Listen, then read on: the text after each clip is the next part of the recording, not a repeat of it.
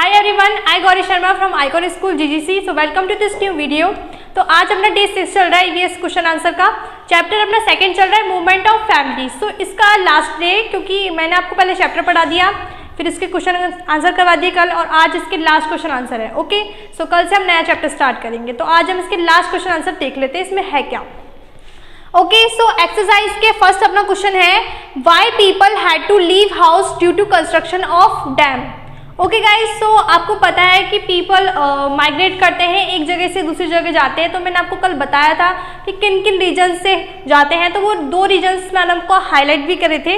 पहला रीजन था अपना हायर एजुकेशन एंड एम्प्लॉयमेंट की वजह से पीपल माइग्रेट करते हैं, और दूसरा रीजन था अपना फ्लड और ड्राउट। तो ये दो रीजन अपने बताए गए हैं बुक में, जिसकी वजह से पीपल मोस्टली माइग्रेशन करते हैं एक जगह से दूसरी जगह। ओके, तो क्वेश्चन में ये बोल रहा है कि why people had to leave house due to construction of dam. तो लोगों को एक जगह से दूसरी जगह क्यों जाना पड़ता है? डैम के कंस्ट्रक्शन। डैम मतलब जानते हैं ना, बांध देखा होगा आपने कभी। तो उसकी कंस्ट्रक्शन की वजह से लोगों को एक जगह से दूसरी जगह जाना क्यों पड़ता है? तो इसका आंसर अपन बताएंगे, due to construction of a dam. Dam की कंस्ट्रक्शन, डैम के बनने की वजह से the houses came within the range of incarnated area. तो जो हाउस होते हैं, जो घर होते हैं, वो एक इनकारनेटेड मतलब एक आप कह सकते हैं खतरे की तरफ आ जाते हैं, मतलब उस डैम के कंस्ट्रक्शन एरिया के अंदर आ जाते हैं। कई बार उसके बहुत करीब हो जाते हैं, जिससे मतलब उन पर कभी भी फ्लड की वजह से, पानी ज़्यादा ओवरलोड होने की वजह से खतरा होता है। तो the water might have entered into their houses, so they might have left their houses. तो इससे क्या होता है, मतलब जो कुछ तो घर जो होते हैं वो तो डैम के कंस्ट्रक्शन में आ जाते हैं, और कुछ घर जो डैम के बिल्कुल जस्ट बगल में होते हैं, तो पानी ज़्यादा ओवरफ्लो होने से, पानी उनके घर भर जाने से, तो उनका घर पूरा ख़राब हो जाता है, तहस नहस हो जाता है। इसलिए उन लोगों को वहाँ से माइग्रेशन करना पड़ता है। तो ऐसे बहुत से कारण होते हैं, फ्लड और ड्राउट, इनकी वजह से भी बहुत लोग माइग्रेशन करते हैं। तो इसमें थोड़ा सा ये बताया है कि पानी भर जाने से लोगों के घर बिल्कुल बर्बाद हो जाते हैं, तहस नहस हो जाते हैं, इसलिए वो एक जगह से दूसरी जगह माइग्रेशन करते हैं। ओके, सेकेंड क्वेश्चन है अपना, व्हाई आर डैम्स कंस्ट्रक्टेड। तो डैम्स बनाए क्यों जाते हैं? ओके, ये बहुत इंपॉर्टेंट क्वेश्चन है, आपसे कोई भी पूछ सकता है, डेली लाइफ में भी पूछ सकता है कि डैम्स क्यों बनाए जाते हैं, और पेपर की वाइज से भी, कुछ एग्जाम की वाइज से भी बहुत इंपॉर्टेंट है। ओके, तो डैम क्यों बनाए जाते हैं? Dams are constructed to control the water of rivers, to collect water and for electricity generation. तो डैम्स क्यों बनाए जाते हैं? डैम्स इसलिए बनाए जाते हैं कि पानी का जो फ्लो होता है, जो ओवरफ्लो होता है, उसे रोकने के लिए, और टू कलेक्ट वाटर को संरक्षित करने के लिए, एंड इलेक्ट्रिसिटी जनरेट करने के लिए। आपको पता ही होगा कि मोस्टली जो इलेक्ट्रिसिटी अपनी जनरेट होती है वो अपनी डैम से होती है।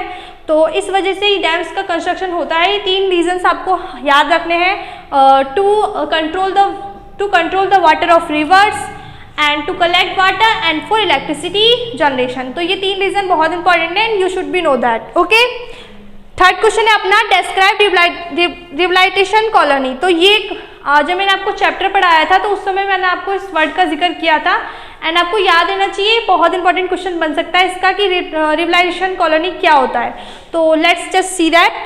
Due to construction of Kadana dam in state of Gujarat. तो कादना डैम, मैंने कल आपको क्वेश्चन भी करवाया था कि कादना डैम कहाँ पे है, तो आपको याद रहना चाहिए कादना डैम कहाँ पे है, गुजरात स्टेट में। ओके, सो वीडियोस पिछली देखते रहिए, उससे आपको थोड़ा सा आइडिया लगेगा। Due to construction of Kadana dam in the state of Gujarat. Kadana dam जो डैम है उस स्टेट ऑफ गुजरात में बनने की वजह से this area come within the range of inundated area. तो ये जो एरिया है, यही फ्लड प्रोन एरिया के उसमें आ जाता है, मतलब कभी भी डैम की वजह से ओवरफ्लो होने से वजह से तहस नहस हो सकते हैं यहाँ के जो एरिया के जो अगल बगल के मकान हैं, तो ये उस एरिया में आ जाता है। During rainy season it become flood prone. तो बारिश के मौसम में ये फ्लड प्रोन, भूकंप स्थगित हो जाता है ये जो एरिया होता है।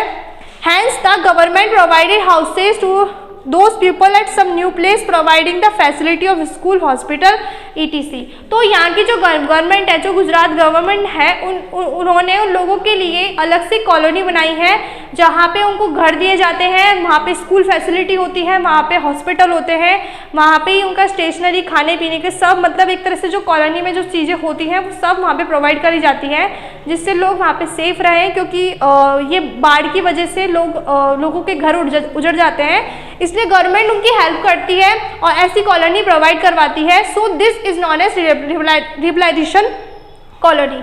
तो इस वजह से इसको अपन रिहैबिलिटेशन कॉलोनी कहते हैं। तो ये अपने 3 क्वेश्चन आज मैंने आपको कराए एंड आपको अच्छी तरह से इसको अपनी नोटबुक में राइट करना है, लर्न करना है EVS वाली नोटबुक में। तो आज को मैं होम असाइनमेंट दे देती हूँ। आपका होम असाइनमेंट है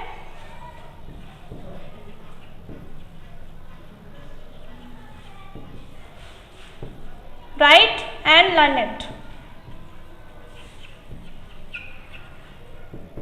और मैं इसको होम असाइनमेंट पे भी डाल दूंगी। Okay, so meet you in the next video, till then bye.